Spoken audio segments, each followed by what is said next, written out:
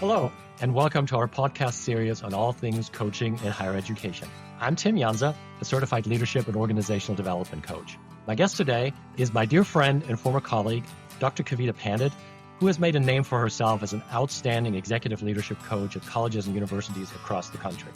I asked Kavita to join us not only because of her wealth of experience as an executive level coach, but also to provide us with some insights into her journey as a coach, the evolution of coaching as a developmental tool in colleges and universities, and how she approaches working with administrators and their specific challenges.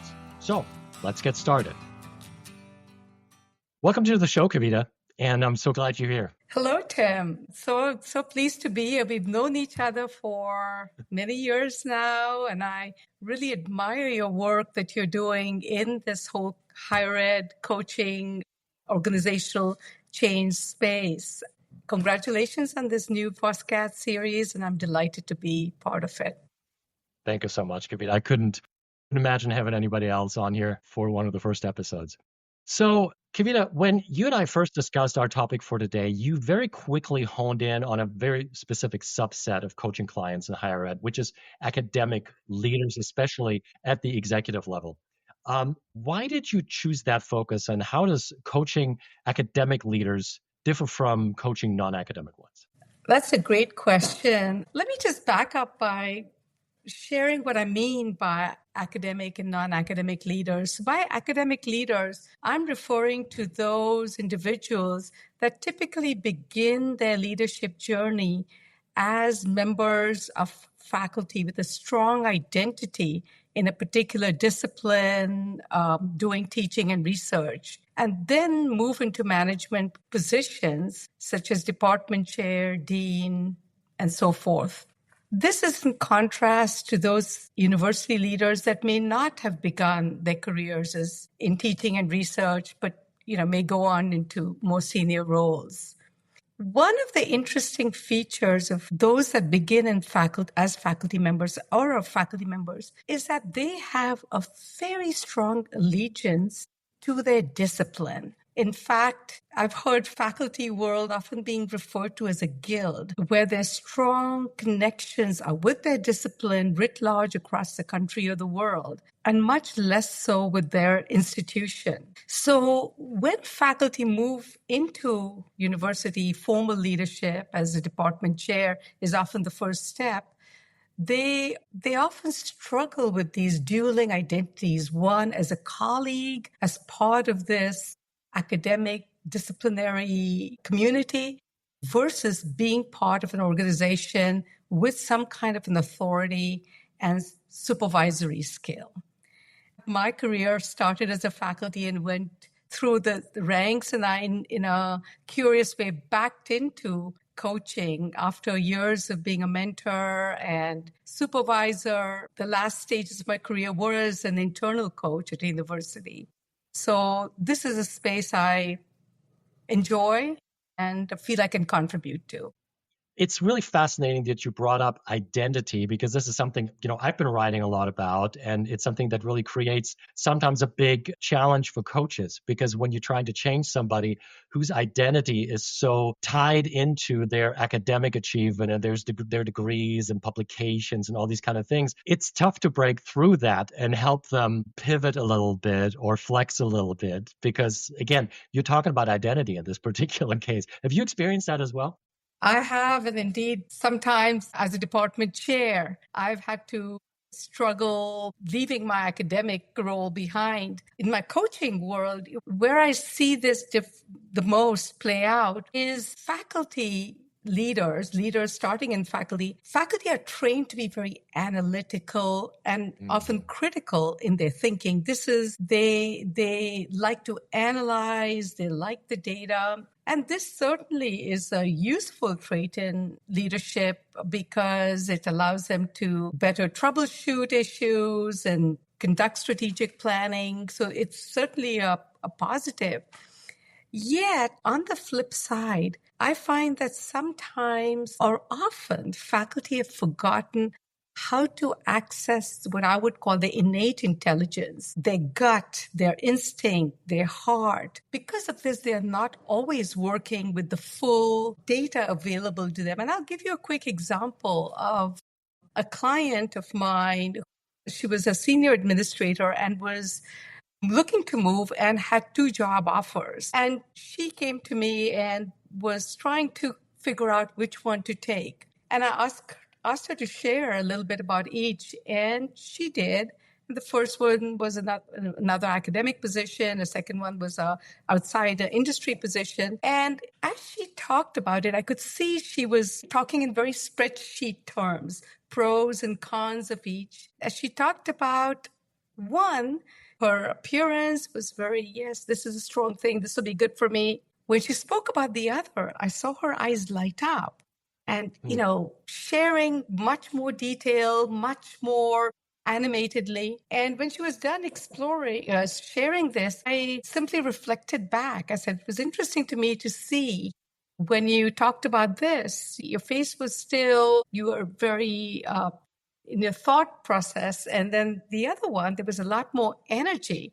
It made her realize, oh, really? And so that was one example of how that was not being accessed. So in my coaching of academic leaders, I really invite them to access their innate intelligence instead of simply their prefrontal cortex and collect all the data that might help them make the best decision.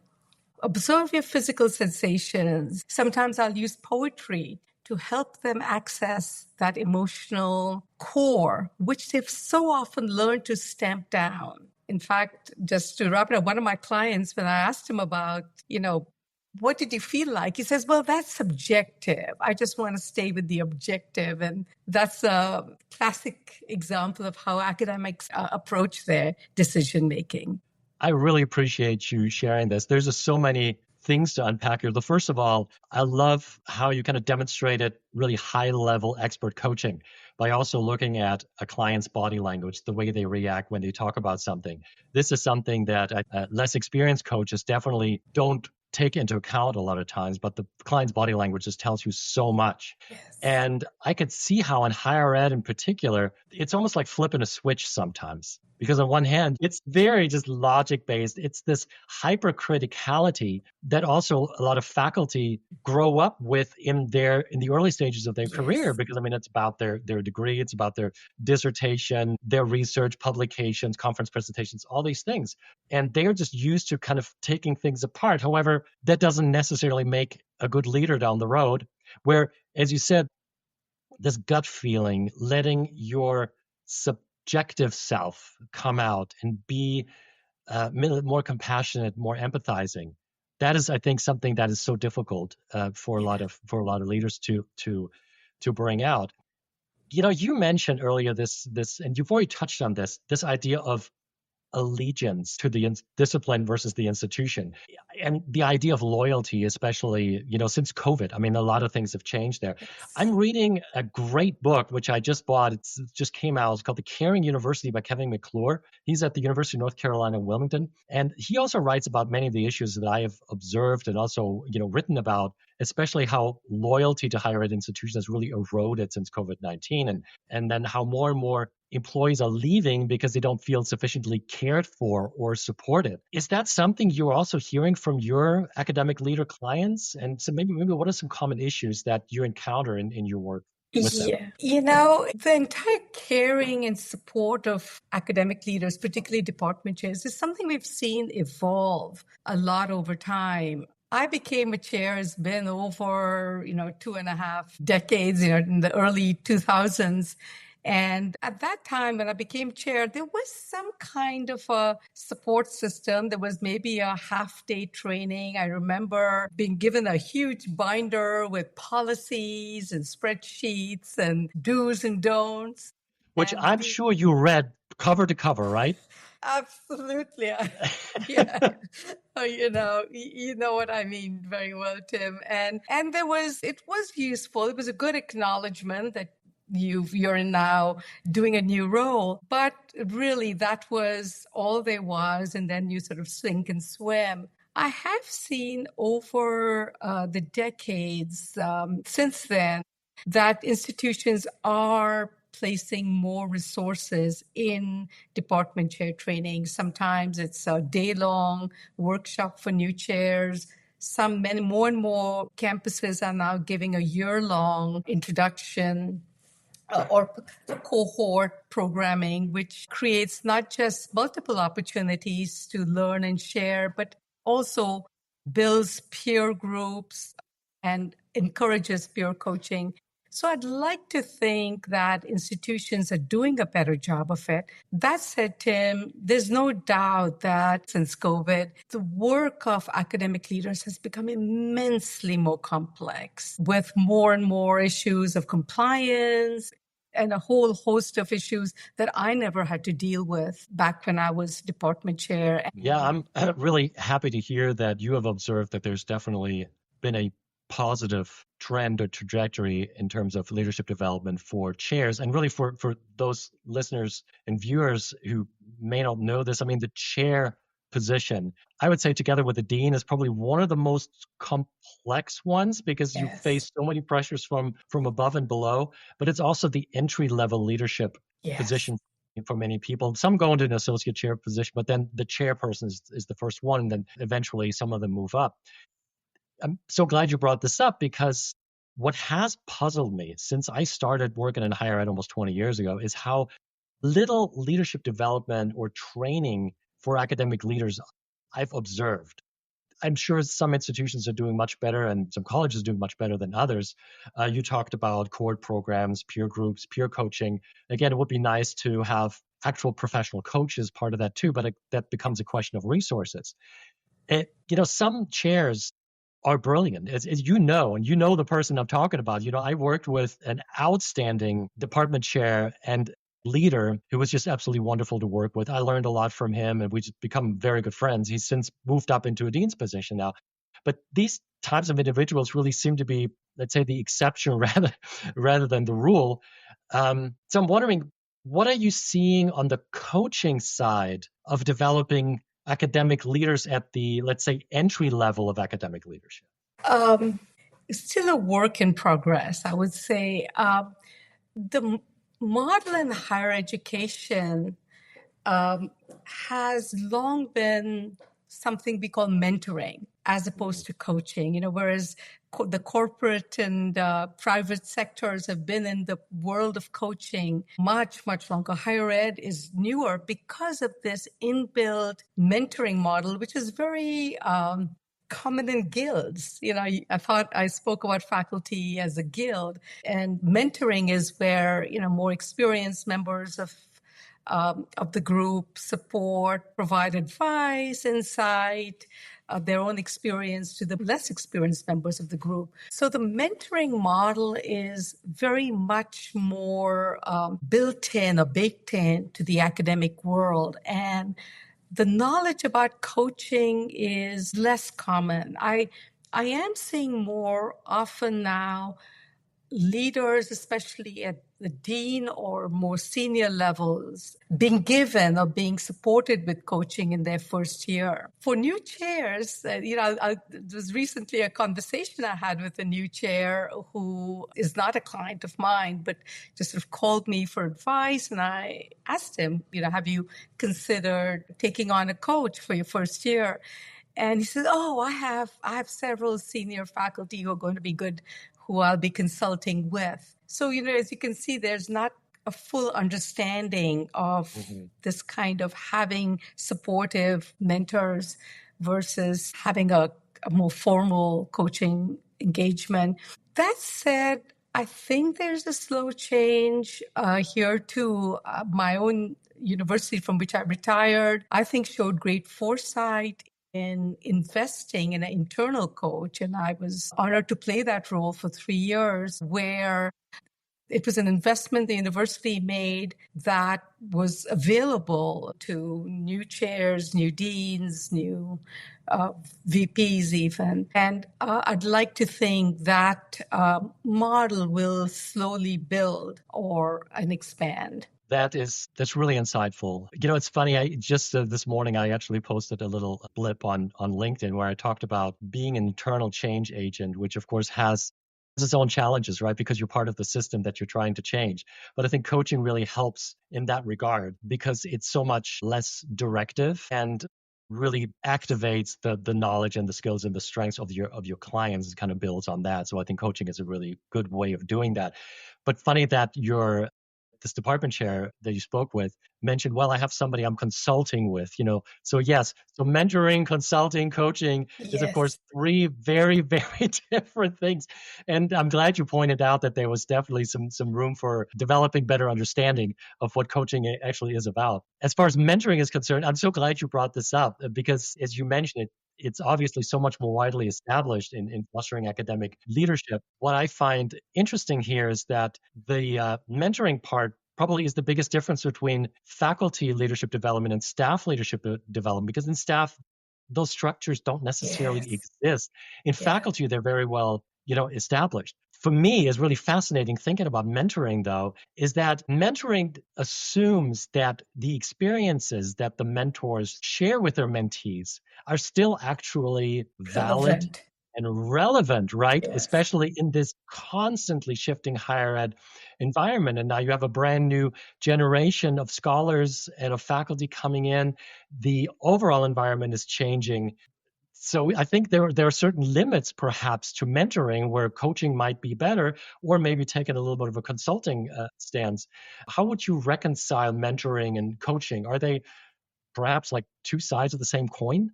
Yeah, that's another terrific question. I think both of them are important, have important roles to play for a new leader. I really see them in many ways. I see them as they are certainly two distinct approaches that may even have an overlap in some cases, but they're two distinct approaches. Good mentoring relationships are often lifelong.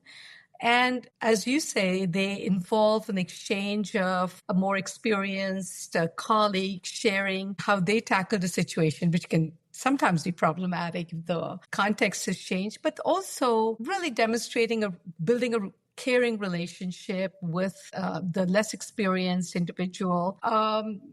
Being there as a listener, perhaps providing tips. Sometimes good mentors will often be those that nominate you for or recommend you or speak to you for others. So there's sort of, it's a broad package of support of someone who is occupying roles or in a discipline or whatever similar to what you're doing. The coaching engagement, as you know, is structurally different. It's usually time delimited.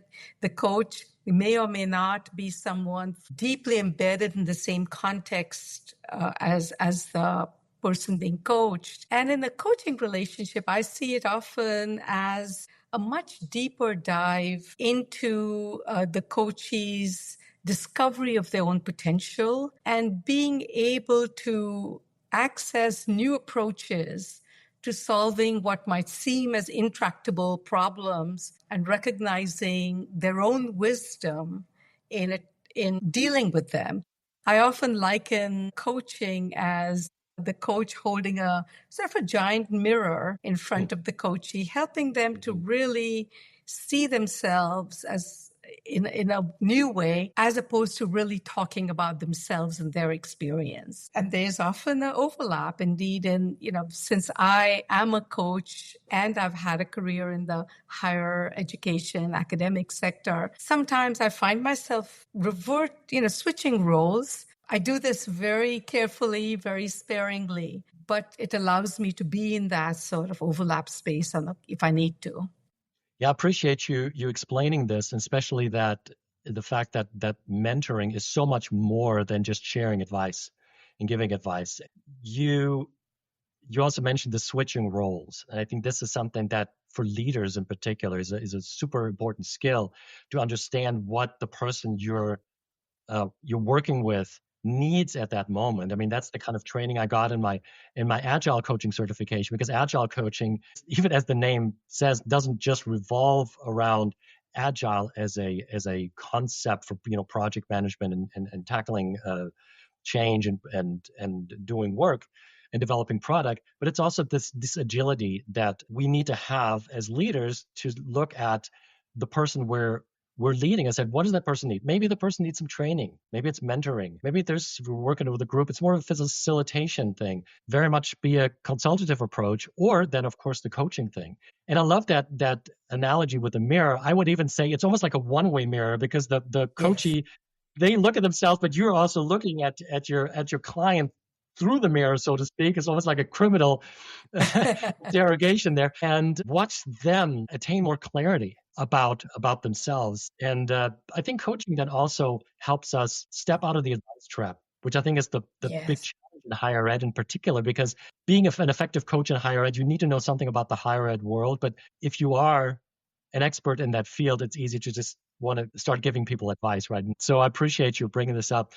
Kavita, before we wrap, I would just love for you to share just a few thoughts about the internal coaching experience, because you have the experience both as an internal coach and as an external coach working, with clients across the country. And maybe you can share a little bit about what that was like, what the advantages are, maybe what some of the pitfalls or traps are of being an internal coach. Yeah, that is a really great question, because it took me a while to get comfortable in that role. In some ways, COVID helped because I was working remotely, and which is, I became an internal coach around 2020, and I was not in the everyday meetings and so forth. So I was sort of physically removed, and in some sense, that created an internal external space.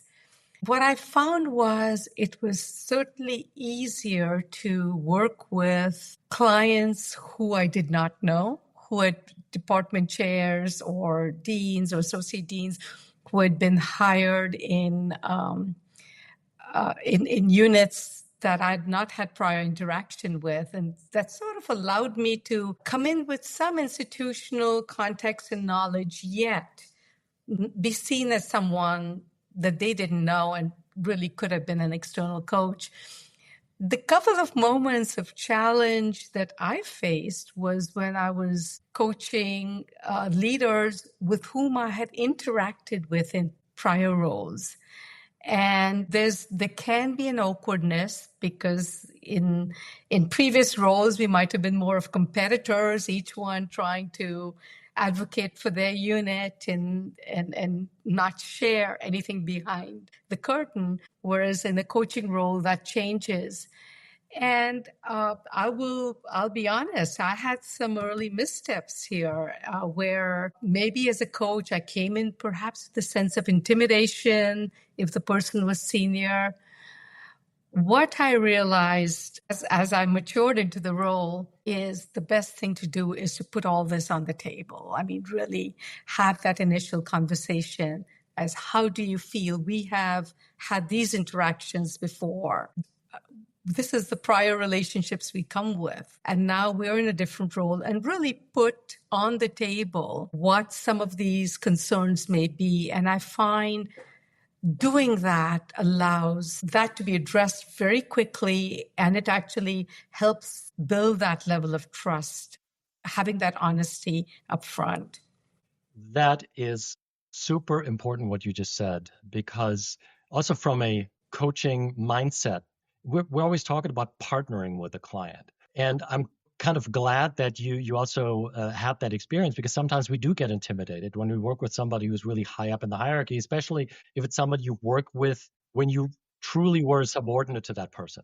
And so the idea of partnering, of being at eye level, of being equals in this coaching relationship and supporting that person at the same level as where they are, that is so important, but it's also really intimidating sometimes and very difficult to make that shift. So thank you so much for sharing that. Kavita, our time is almost up. So I'm just wondering, any final words, any final thoughts you have before we wrap up?